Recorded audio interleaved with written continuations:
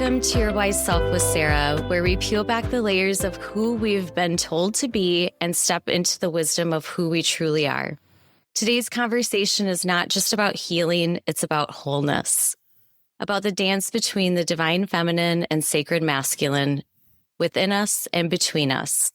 It's about the courage to let go of the stories, the roles, the coping, and meet the radiant truth that's been waiting underneath it all. Joining me are two extraordinary souls, Kara Dobelis, whose own journey of shedding, softening, and rising has led her to awaken her from the shadows, and Mikaal Bates, a guide for men ready to reclaim purpose, embody presence, and remember what it means to hold. They're not just teaching sacred union or sacred awakening, they're living it. And today we're going to explore the path that they have walked, the work that they have created, and what becomes possible when we heal together. Let's begin. Welcome to Kara and Mikaal. Thank you for being here today. Glad to be here. Thanks for having us. I'm so grateful to have you both here. I think that this topic is necessary, the sacred union and the work that you're doing behind the sacred awakening, where we're going to take a little bit of time today to shine a light on the healing of masculine and feminine energies and the unbecoming that leads us really to our truest selves. Kara, if you wouldn't mind starting us off, you have been doing shadow work and surrendering into this women's movement in Iowa. Tell us a little bit more about your background and what led you here. Most people know me from our first podcast interview as a medical provider who is practicing holistically in the state of Iowa and opened the only practice of our kind in mostly the entire state. At first, I started practicing because I just didn't like the rules of Western medicine, and being a fellow Enneagram 8, I just thought that I could do it better. Then I really realized that my gifts started to unfold in having the practice. Now, what I have seen myself do is really bridge science with spirituality. And the medicine is not really what I'm doing. It's helping people uncover what's within them. It's beautiful. Yes, you mentioned that I have interviewed you. You were actually my second guest that I ever had on the podcast a little over a year ago. So it's so great to have you back and to learn more about your journey from that time to today. Mikaal, tell us about yourself. Masculine embodiment work, co-creating transformational experiences with women. You got a lot of different things going on here. It's true. It seemed to all be separate things. And now it feels like it's all coming together as one. Something I used to say was that my mission here is twofold. I'm very much here to ignite, celebrate, and accelerate the conscious evolution of men and healthy masculinity across this planet in our lifetime. And also to help heal the divide between men and women. The idea of sacred union is pointing to that reanimating of what I call those lost arts, because they really have been lost to us in a lot of ways. And this doesn't necessarily just mean esoteric and ethereal ideas of sacred sexuality, but truly the basics of intimacy. None of us learned anything about how to be in relationship with each other. We didn't have a class in high school or college about how to actually be married, how to raise children without driving yourselves and them insane, how to have a good argument in partnership, how to communicate properly. And by properly, I mean in a way that actually helps you break through the argument into the healing and whoosh of the settling on the other side. So you can have that make-up sex. That's the best thing ever. So it's very much for me, yes, there are some higher ideas and practices, but it's really the nitty-gritty of, it seems like men and women, the culture war, we've forgotten who we actually are to each other. And we've become so pugnacious and downright aggressive towards each other, forgetting that if men are unhappy, how can women be happy? And if women are unhappy, how on earth can men be happy? We're one and the same here. So yeah, it's very much about helping men become the trustable men they were born to be, helping women remember what they already are, and then the joining together of men and women in ways that actually support relationship over time, and instead of degenerating over time, as it seems so many of our marriages and partnerships do, because they're not supported. Yes. Thank you for that. And it's timely that this is all coming about and being talked about. And you talk about communication and intimacy. I couldn't agree more in terms of not learning how to do relationships, how to do marriage. I've been divorced for over 5 years, almost 6 years. And one of the things that I oftentimes will say is I really wish that we would have had somebody teach us how to communicate. There was some therapy involved, but it didn't teach us how to communicate at the end of the day. And so here we are at Your Wise Self with Sarah. It's really important to me for people to peel back the layers, really step into the wisdom of who they are. But then how do we take those messages into our relationships? How do we communicate who we are? How do we work together, whether it is an intimate partnership or in every facet of life? Looking at it from that masculine and feminine space, taking all of what you're doing and all this work and helping us be vulnerable, helping us declare our needs, helping us wake up to our strengths and put it all together. If you fast forward to the end, if your mission was accomplished, what would success look like? Me, that is people understanding that there's a different way to do this work, because therapy was not helpful in the demise of my marriage and divorce. As I've worked with clients balancing the masculine and feminine under the premise of medicine, I've had men look me dead in the eyes and say, if I had known how to do this, it would have saved my marriage, and it would have saved mine too. And I was in the process of learning it. And it was a piece of my journey of the rejection from the masculine, me being in masculine overdrive, all of the things that ensued. I have fully embraced all of that shadow work now for this. So many people just don't understand that their physical symptoms, the issues in their relationships, these constant looping cycles of their own self-perpetuating behavior is because of them being out of balance within themselves. You are the one who can come in and rescue and change and shift the frequency of this relationship at any point in time once you choose to do so. What Kara just shared resonates because I think we have to, it's like treating a symptom versus finding the root cause.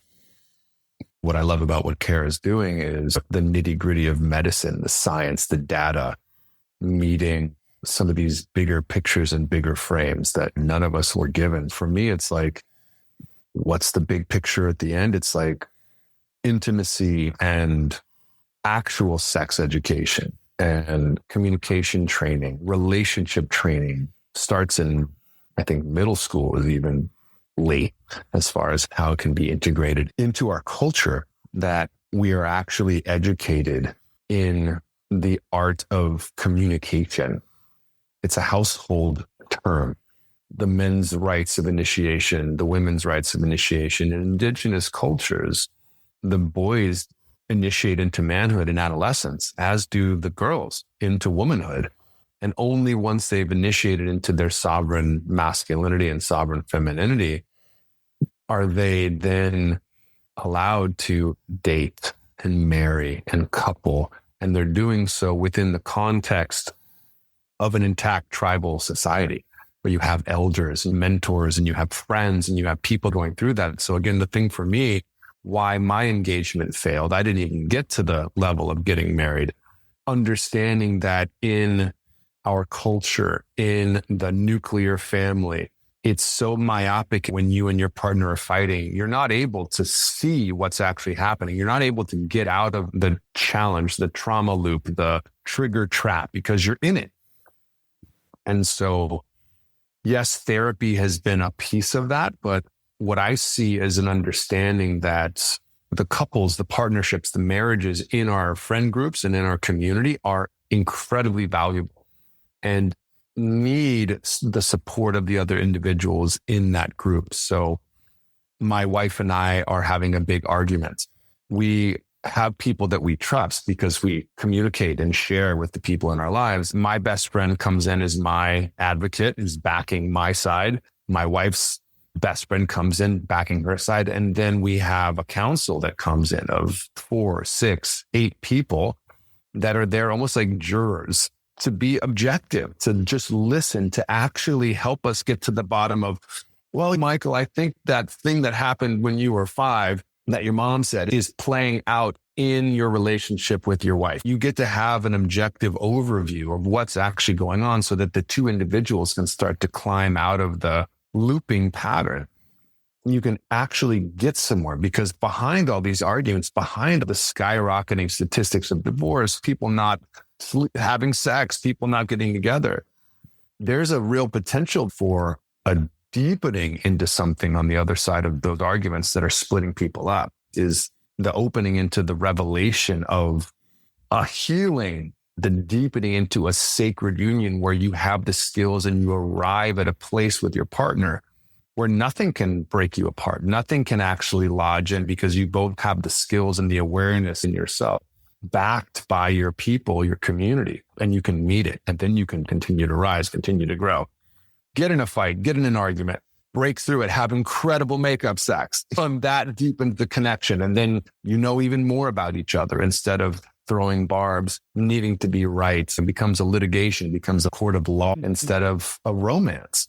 I know I said a lot there, but I'm a little passionate about this stuff. This work becoming household, becoming known, becoming available to people. Thank you for those perspectives. And what I'm hearing between those two messages is communication, number one, and community. And when you bring those two together, that is the powerful connection. I know it's much deeper than that, but the overall theme is communication and community, and then supporting that. Kara, I'd love for you to talk a little bit more about this journey, about the unbecoming of her. What did that mean for you? Was the point where everything I had been led to believe about myself was really me understanding that was what everyone had told me. And that was from their perspective. I had adopted these identities over our childhood, school, religion, government, healthcare. You get conditioned into thinking a certain way. The unbecoming for me really started with coming to terms with my inner child. And that seems to trigger a lot of people to talk about this. So let's talk about the shadows, the traumas. To me, it all incorporates. And I really had to face who I thought I was because of my parents, and look at my mother and father both. I have great, loving parents. And at the same time, I endured their shadows and their traumas that were unresolved growing up in the 80s and 90s, when therapy and mental health was not like a thing. And I had to unbecome all of those things that I believed about myself. Now, as a woman, as an adult, as someone who really wants to rest in my divine feminine and my sacred space, when you get into it with that partner, it's understanding that sometimes your little girl comes out and your adult female self has to hold her. It's not anyone else's job. Mikaal talks about the community and the council, and that's great. At the same time, as individuals in the relationship, you have to build the awareness in there. For the depth of the work that I've done, I think, was it last week, Mikaal, where just something slipped out of my mouth even faster than I could stop it. And it was a little girl wound projecting something regarding my father on him, and something that we were talking about and understanding it. But it's still scary at the depth of the work that I even say I'm doing. It will just come out. And there's so many traits about myself that are not labels, but they are my strong suit. We talk about the Enneagram a lot. It's part of our culture. I know you love it, Sarah. Mikaal uses it. I'm an A35. And it's the epitome of a CEO. It's the epitome of your masculine drive. It's a gut type. I'm a human design projector. It takes a lot to move me off my standpoint. So that's where I need a council of my sisters if I'm not going to back down, because I mean, let's be real. You know this about me. I don't want to back down. I think I'm right. And also built that self-awareness. And that is where, like, building that up and building those tools for women are so important, because so many women don't understand what it is that they're even projecting into the relationship. When you can stop and say, 1 second, that hurts my little girl in me to hear you say that, but I'm going to need a minute. That's the adult. That's the woman, that's the divine feminine coming through and seeing that I don't have to react and respond in my inner child when something else is triggering me. Yeah, it's deep. And in terms of the work that you're doing on yourself, I was thinking about this transgenerational trauma even going beyond parents and the generations of how we have come from our ancestors all the way to us being a single human form and all those many layers, and looking at the identities that we've created as a result of that. And I say that, and I'm facing the shadows of my parents, but my children also are going to have to face the shadows of that. And frankly, they endured the depths of my shadows at a very young age where they may not be able to articulate that as adults. I hope that there's a day when they're like, Mom, I need to go to therapy because of you. And please tell me, because I would love to provide the insight for the things that were happening when you couldn't speak words, but you were witnessing it, or what you experienced in utero with me, which we have tons of scientific studies that show that's your first impression on your emotions is when you're in the womb and being imprinted cellularly in that second dimension before you come into this third dimensional earthly world. And you talk about the transgenerational or the ancestral traumas. My daughter is a walking, talking 4-year-old mini me. She looks exactly like me when I was a little kid. And the other day she was spicy, as I call it. And then I started to get it, and we're just in it, like back and forth. And she started to cry. And I'm like, oh, why are you crying? There's so many steps into this. And she's like, because you're mad at me. And I was like, whoa. I took a whole new approach, differently than the conscious and gentle parenting that I feel like I have done with her. And I was like, look, nobody gets to make you feel differently about yourself. You don't cry because you think Mom is mad at you. You don't cry because anyone else thinks they're mad at you or anything like that. Like, you don't let other people's state of being change who you think you are. She stopped crying and she looked at me and she's like, okay. We had that real moment where it was just life shifting, but that was years of work for me. People would already call me one of the most conscious parents with the 2 children I have and the scope of my children's needs. Those are the things that are breaking it for your children. I could break that cycle 4 years into her life, but all of these other ways that I've misstepped, I watched it instantly change. And that's the beauty of this work for people. When you can heal those pieces within yourself, it will instantaneously reflect into your external world. Yes. What a fortunate little girl she is to have a mom that is willing to have that conversation with her. And it's interesting because she's 4 years old, but it is powerful to speak to her.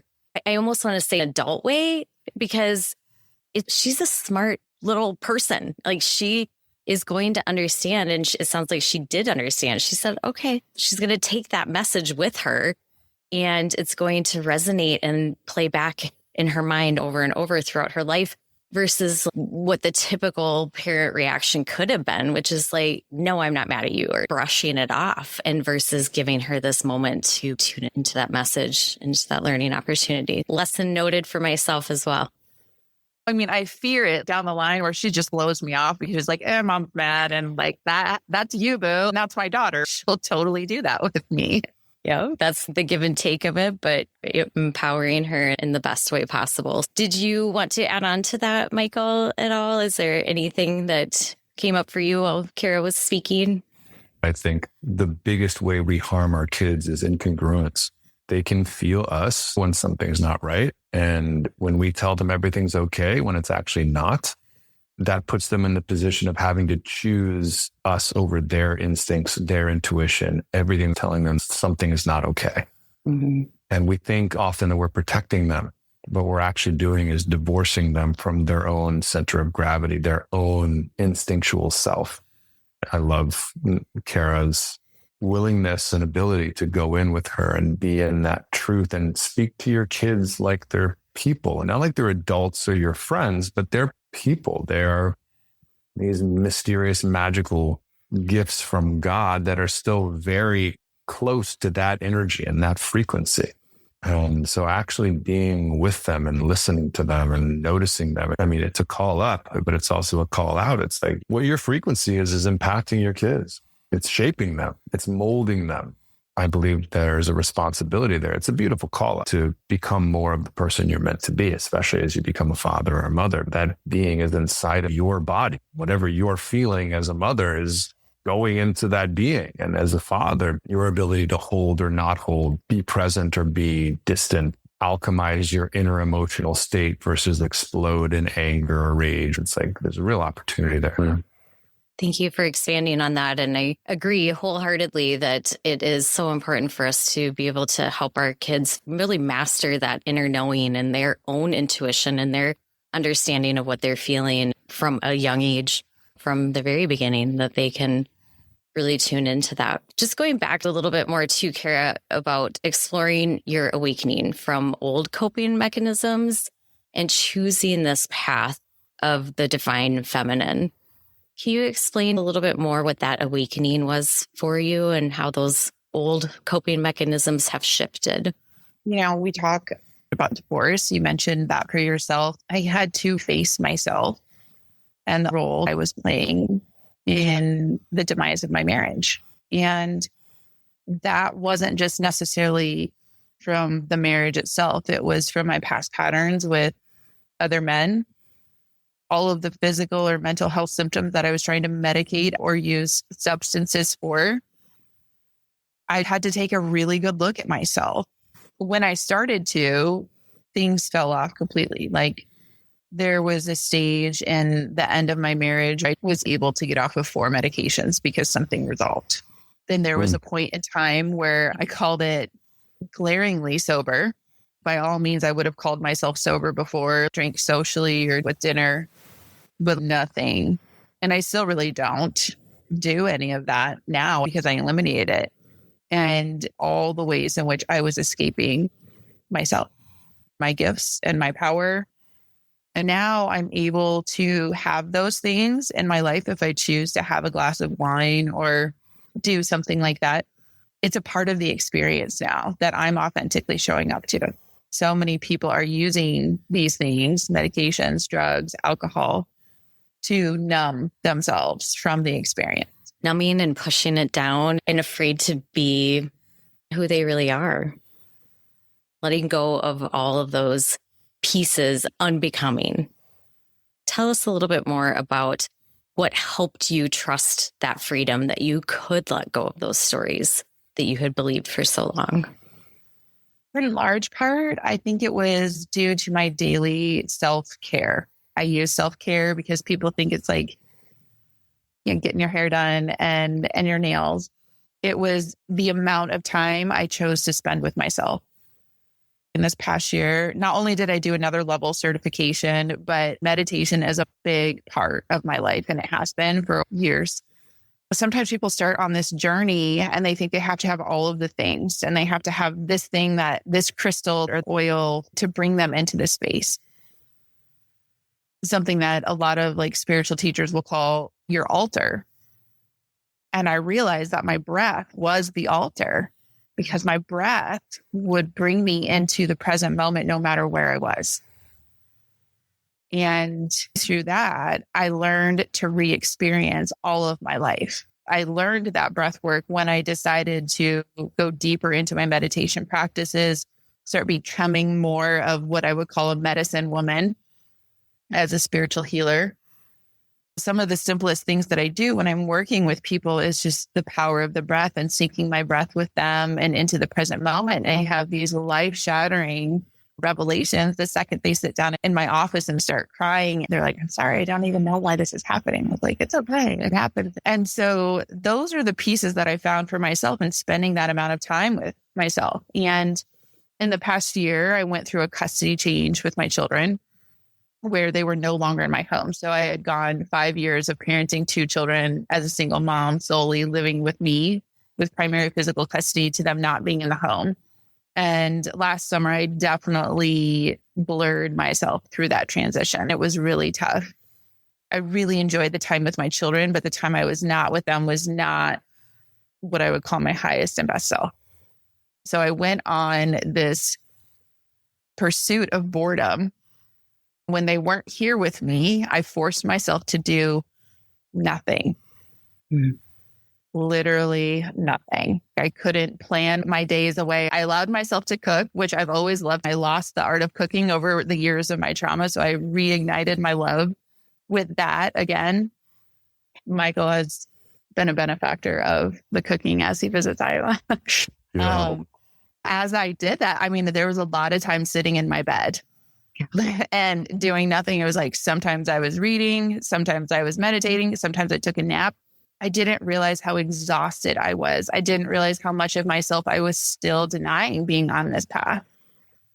In the past year or two, I've felt like I've arrived at the place that everyone's looking for. There's always the journey. There's always going to be more work. There's always new things I want to explore. There's plenty of spiritual techniques I don't even incorporate because I already use so many. But discovering my breath and just realizing that the place is within me, it is through the breath and sinking into the present moment and allowing myself to be bored, which is now just present. For me, it's like, people joke that you can ask a man, like, what are you thinking about? And they're like, nothing. And a woman doesn't even know what that is. And how people look at me and they're like, what's going on with you? Like, what's going on in that head? Because they know that there's always been something spinning. And I was like, nothing. Like, I'm just in the moment, enjoying it. And it's a newfound joy of all of this work. That's beautiful. I love that you've given yourself that gift, but it comes with work. And so that leads me to this perfect segue into you have been doing this work for a long time, as you mentioned, especially in the last year. What was it that you went to that you got connected with Mikaal and his work? His work is called Sacred Union. I went to his retreat down in Austin back in January. Just prior to that, I had been working behind closed doors with a client, and I realized that this is really the work I was doing one-to-one with people, and I wanted to do it in a larger group format. And then here came this viral reel that was promoting their event, and I sent it to my client. I was like, hey, you should go to this. And then a few days later, I was like, no, idiot, that was for you to go. And so I went, and all the stars aligned. It fit perfectly into my working schedule when I had my kids and whatnot. And so I didn't actually meet Mikaal there. He was a facilitator with his co-facilitators. I never spoke to him there. And then in our WhatsApp channel for the entire group, there were 150 people. I asked for help. Mikaal didn't read the message. Somebody on his team read it and then actually spoke to me on the phone. Mikaal and I connected and started talking about my vision. He really heard what I wanted, which is a big piece from the masculine. I had this idea. And at the same time, I shouldn't be driving this with my masculine drive, but the masculine drive is what brought it to fruition within myself. And so once I was able to fully express that to him, I was able to surrender into his guidance and his clarity as it would come into alignment. And then that is how Sacred Awakening was born. And we did our first healing retreat back in April. You said something that really stuck out for me, which was you asked for help. And I noticed that, Mikaal, in your podcast, which I will also make sure we have a link in the show notes to get people to your podcast. I was just listening to an episode about that, about asking for help. I'm curious, moving from what Kara's talking about, her connection with the work that you're doing, the Sacred Union, and you're now doing retreats with Kara in Iowa, and the significance of the ask. What is the importance behind that in the masculine and feminine dynamic? We were just talking about this last night on another podcast we did. A lot of women feel that men just don't go to therapy or won't go to therapy, which isn't true. Many men have been little boyed into therapy. Not a lot of men have been told that they're fucking up and they need to go get their shit together now or I'm going to leave. That's not motivating to the masculine, quite the contrary. This is not to say that the onus is simply on her to figure this out. But this is the technology, as I call it, of this work. There are ways that men generally tend to respond and things that they tend to respond to, just like there are ways that women respond. Men and women are different. We are very different. And I really would encourage any woman listening to this, the next time you want something from your man, ask for help. Ask him into the role that he is archetypally and energetically designed to take on, that he wants to take on, that he wants to be in service to his woman, a woman who honors and appreciates him rather than focuses on what he's doing wrong. The majority of the fixation on men right now in our culture is what they're doing wrong. from patriarchy to toxic masculinity to Me Too. It's like, none of these things aren't pointing to something real. They are. But what you feed grows.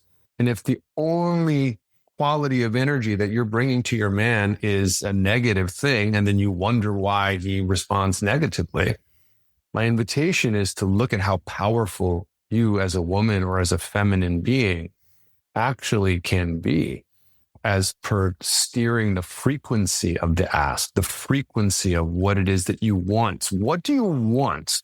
Do you need to be right? Do you need to be vindicated? Do you need to be the winner of the argument? Or do you want to have a nourishing home and a fulfilling relationship? And so, yeah, I'll leave it at that. Well, that's really helpful to look at it from this big picture of having that significance of the ask and the significance of bringing forward the masculine energy as the man is created to provide, as you're sharing. And then moving this into a format where you are sharing this in a collaborative healing. I know you do one-on-one work, but also in these larger groups, which, of course, today our goal is to help you promote this program that you're going to be doing again in June here in Iowa.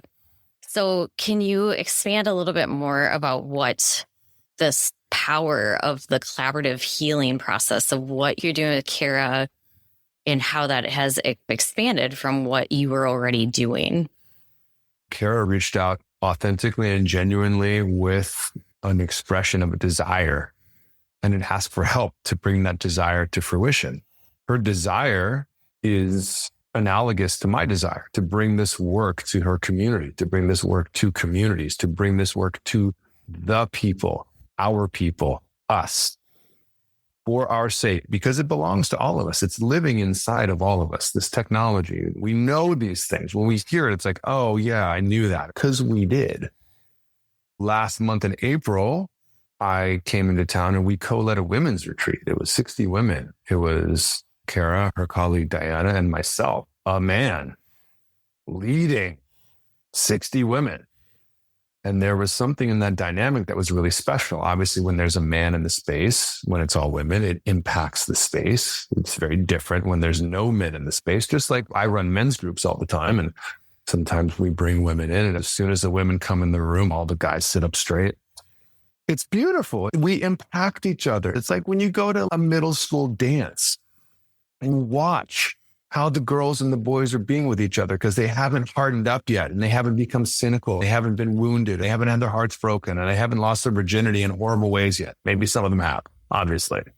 And again, we're painting in broad generalities here. There are human beings that this doesn't relate to, that I'm in a male body, but I have a feminine essence. Yes, absolutely. Of course. But what we're up to on June 14th is we're going to do a men's and women's experience. So we're going to have men and women in the space, led by men and women, with the intention of demystifying men and women to each other, giving practical, real tools like we just described, asking for help, focusing on the positive, acknowledging, honoring, and appreciating your man. I promise you, if you go and start doing this with your husband, with your boyfriend, with your partner, and he's not used to it, and suddenly he comes in from taking out the trash, and instead of just walking by, you say, wow, thank you so much for doing that. That really provided me with a sense of appreciation and relief in my body that I can now relax and be more here with you. He's going to have a very different experience. Mm-hmm. And so again, helping men know what we provide for you, what we bring to you, what it is that you need from us. Men for the last 70 years have been told, a la Gloria Steinem and the second wave feminists, that a woman needs a man like a fish needs a bicycle. Do you know what that's done to our culture, to our men and our women, but our men specifically? Men have been told that all the things they used to do were no longer needed because women can do them. And to some degree, that's true. And that's also been necessary. And there's a beautiful element of feminism that has been absolutely 1000% good and right and true. And there is a shadow to every movement. And we are now faced with the unintended consequences of feminism. And some of that is that these are our husbands, our fathers, our sons, our partners that now don't know what their role is in the world. And so you see the uptick in male suicide. You see the uptick in nihilism. You see the uptick in all of the different factors that are impacting men broadly. There is a crisis in masculinity. I talk about this extensively in the King's Code program that I run and the men's work that I do. And so again, it's how do we actually support these men? And there's always inevitably a woman that'll say something ridiculous like, oh, boo-hoo for you men. Oh, yeah, you have it so hard. It's like, sister, I feel you. I know that you have incurred some type of wound from a man, and I'm truly sorry that that has happened. But you saying that is not serving these men, and it's not serving you because you don't know my experience as a man. You're in a female body. I can get up there and lead a women's retreat, but I can't presume to be a woman and know what your experience is, to have life moving in your womb, to be connected to life in the way that a woman is, that I can only theorize. So again, do we need to just keep throwing grenades at each other? Or can we actually start throwing love letters over the wall again and handing each other, as Alison Armstrong would say, whose work has been deeply influential for me, the keys to the kingdom, handing each other the keys to the kingdom that we want them to step into and lead with us and be in right relationship with each other. There is a hack to this. There is a way that most men generally tend to respond. You talk often about the conscious man. We, as women, are always saying we want the conscious man, but am I being conscious? Am I being a conscious woman? You're treating men consciously. Right. It feels like this pendulum between strength and vulnerability for both the man and the woman. Is that true in terms of consciousness or being a conscious partner? This is where it gets interesting. And I think this is where a lot of people get lost because you start identifying masculine versus feminine traits, right? It's like, well, the masculine is strong. Does that mean a woman can't be strong? Women are very strong. Women, you give birth. So this is where it gets interesting. And I think where a lot of the culture war gets its ammunition. I will say that there's a way that men are generally, and there's a way that women are generally, and then there's the specificity of each unique human being. We can use these general tools of most men tend to be stronger physically than most women. That's true, objectively, statistically. There are plenty of women that are stronger than some men.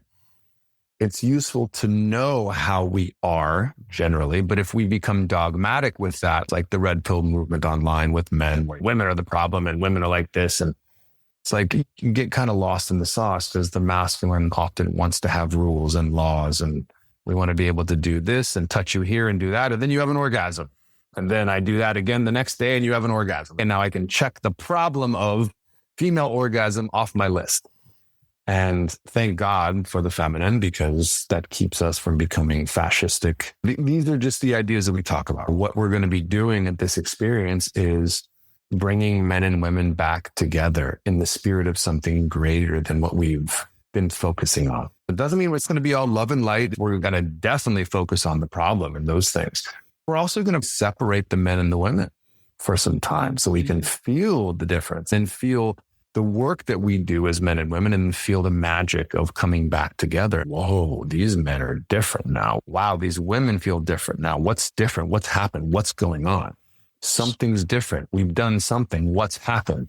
Okay, that was good. We like that. How do you bring that back into your life? How do you bring that into your relationship? So you're not just having a peak experience at a weekend, but did you actually have tools you can apply in an embodied way into your actual life?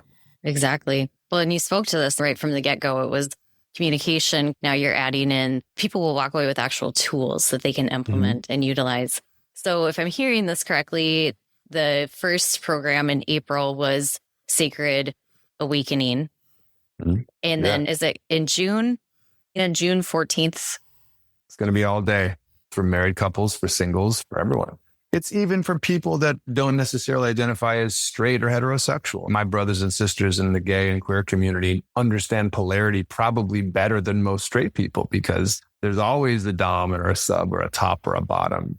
There's always some distinction in the frequency that creates the polarity of attraction, and the polarity of attraction grows with difference, not sameness. Is this something that you're also catering to the single folks of the Yeah, world as well. people have been asking me for a long time. And then the women at this event asked a bunch of us, wow, you guys should do like a dating thing, like a singles thing. So it's like, this is absolutely an opportunity to meet other single men and women who are interested in this kind of work, who are interested in something beyond the same fights and failings that we all experience in this culture that has been given no education around intimacy, communication, partnership, marriage, child rearing, and then expected to be great at all of it while working a full-time job, dealing with aging parents, dealing with the socioeconomic realities and political, whatever they are, of life. And so, of course, we're all overwhelmed and jacked up. This is a path out of that. We're so fortunate to have you both doing this work and bringing it to Central Iowa. Is it something that you're planning to do on a regular basis? Or are you planning to take this out to other communities? Yeah, absolutely. I mean, I started presuming to lead this work in New York when I lived there for a long time. When I was still training with a lot of my teachers, I then moved to Colorado. I was doing it in Colorado, and I started calling this work Sacred Union when I was there in Colorado. I came down to Austin, Texas, where I live now, met my business partners, Amy and Ellie and Rob, and Mark. We've taken the name Sacred Union to be this work that we're disseminating. Sacred Awakening is the name of what this is. It makes me think of this old idea of the religion with no name, this overarching spiritual tissue that links all of humanity through all the different religious substructures. You can be Christian, you can be Jewish, you can be Muslim, you can be Hindu. This is non-denominational, but it also pulls from a lot of those things. If you guys come to my events, I pull quotes from the Bible pretty regularly. I've been heavily influenced by the world's religions because there's beauty in all of it. This is a dissemination of the overarching teachings of the people of planet Earth as a way of serving something greater than ourselves, serving relationships, serving each other, serving ourselves into something more than what we've settled for in our culture. So your goal is to continue to grow and expand this into other communities. To try to bring it into every community around the country. My goal is for this to be a household thing, to be a part of this growing movement that's moving away from personal development and into community development, into the magic of what happens when you get a group of people together. You get everyone's voice in the space. Everyone's experience is relevant, and you bring that in. As we start to think about this happening in June, I'm curious just to take a final message to the people who would want to attend this type of exploration, deep, powerful transformation, potentially. What would you say to a woman who feels lost in the darkness and wants to find some lightness? My discovery of myself is what found her underneath all of this, and her being the light. And the light comes by facing the darkness. The way to get through the darkness is the continued work and journey of shining your light. But so many people, the light is so dim. If that is them, then this work is for you, regardless of what your physical symptoms are, regardless of your relationship status, regardless of what you think about, I don't want your religion or spirituality stuff in my medicine. This work applies to everyone. Mm-hmm. Yeah. And it seems very accessible too. It's a 1-day commitment. Did you have any more details about the day that you can share? Specifics are still undetermined, but continuing to follow us on social media or through our newsletters. We can say that it's going to be in Des Moines on Saturday, June 14th. It will start at 9 a.m. and it will most likely go till 5 p.m.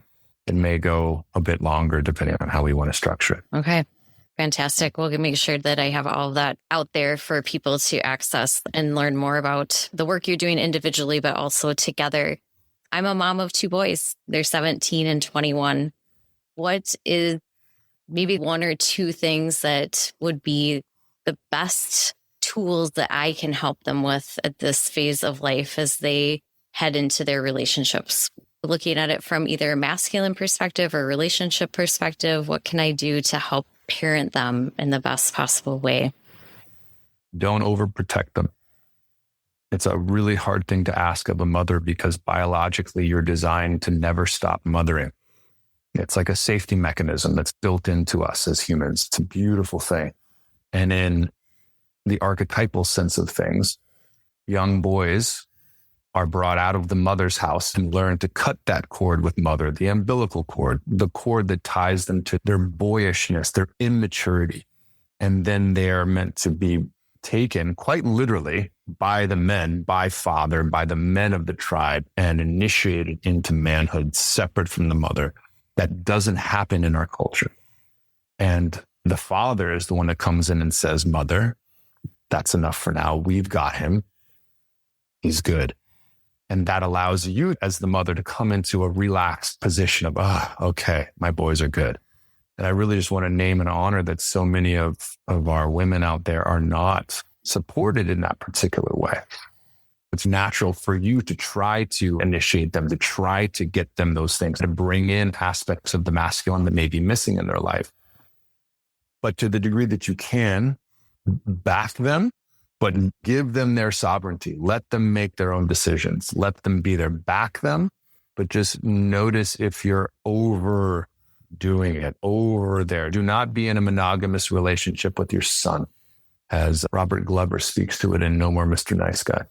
Just be aware of that. It's your nature to want to take care of him, to want to protect him, to want to do all these things, but be able to treat them like the men they're becoming. Let them feel that you're there. And then do that most difficult thing, let them go and let them be those men. And then hold that line for them back home. Yeah. I appreciate that. That's powerful. And I'm curious also from a relationship perspective, is there a book or is there anything that I can give them that maybe would help give them some insights? As far as relationship and building relationships, it's a tough thing. The art of inspiring a man without emasculating him should have its own book.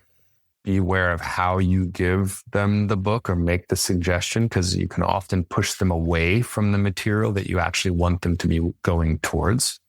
There's a beautiful book that I use with a lot of my clients written by David Deida, D-E-I-D-A. It's called Intimate Communion. That's the book I would suggest. But for men, I would actually suggest another work of his first, which is called The Way of the Superior Man, which every man and woman needs to read, actually, if you really want to understand at a very deep level the masculine journey. I have to jump because I have another call I have to get to, but it's been a real honor. Thank you. I hope you two continue here for a moment. Yes, we will wrap up. Thank you so much. So grateful for your wisdom and expertise, and I look forward to meeting you in person. Thank you. You're very welcome. Is there anything else important that you feel like we haven't covered, Kara? We hit a lot. Yes. I think you pulled out the pieces beautifully for us to have explained what it is and why people need to do the work. And we just need more people who want to do the work. If anything in this calls to you, then that's the sign. You're hitting the vibrational frequency of what we're putting out there. So it's calling to you. Even if this is the first time someone has considered doing any sort of work like this, it's not too much. We had plenty of people in the crowd at the first that were completely naive to this work. People said afterwards the effects that it had on people, and it was immediate. They had immediate effects. The biggest complaint was that it wasn't long enough. We only went until 3 p.m. We heard the feedback, and there was an immediate desire to bring men into the space. We've had men reaching out asking, are you doing this for men as well? And so we're like, all right, we thought that there was going to be another women's retreat before we did a co-ed one or a joint healing group, but here we are. It's what it's asking for in the community. Bringing people together at a time that it's incredibly needed. So thank you again for doing the work you're doing, because my gosh, it's not an easy journey. It's not an easy road to travel. And you're helping heal so many people through the work you're doing, literally from a medical perspective, but also bringing in your spiritual gifts. It's such a beautiful transformation for yourself and for other people to experience. So thank you for sharing it with all of us. Thank you. You're so welcome. If there's one thing this conversation reveals, it's that healing is no longer a solo journey. It happens in sacred circles, in powerful asks, and in brave surrender. Maybe you're standing at the edge of your own unbecoming. Maybe you're craving a deeper connection with yourself, with your partner, or with the unseen sacredness that lives in real human relationship Wherever you are, know this. There are people doing this work, there is a path, and there is a place for you. To learn more about attending the Sacred Awakening program that will take place in Des Moines, Iowa on June 14th, please visit the show notes for the details. And if this episode resonated with you, please share it with someone who's ready to rise, to soften, and to remember. Until next time, stay wise, stay open, and stay whole.